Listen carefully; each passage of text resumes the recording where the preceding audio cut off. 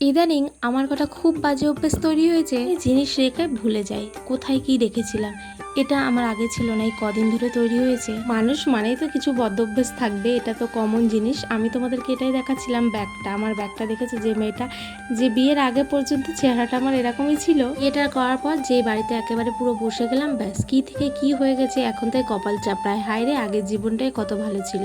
ওদের তো সবে একটা অভ্যাস বললাম, আর একটা অভ্যাস যেটা হচ্ছে ভিডিও করে রেখে ভুলে যাই না, ওটা বলতে পারো লেজি এডিট করতে। বিশ্বাস করবে না, আমার ফোনের গ্যালারিতে একটু স্টোরেজ ফাঁকা নেই। আমার এত পরিমাণে ভিডিও জমে গেছে, কিন্তু এডিটিং করার সময় পাচ্ছি না। বলতে পারো 1 বছর আগের ভিডিও জমে পড়ে আছে, যেটা আমার এখনো অবধি ভিডিও এডিটিং করা হয়। কদিন যাবত আমার একটু সমস্যা হচ্ছে, জিভে ছোট ছোট গুড়ি গুড়ি বার হচ্ছে, যেটার কারণে আমি কিছু খেতে পাচ্ছি না।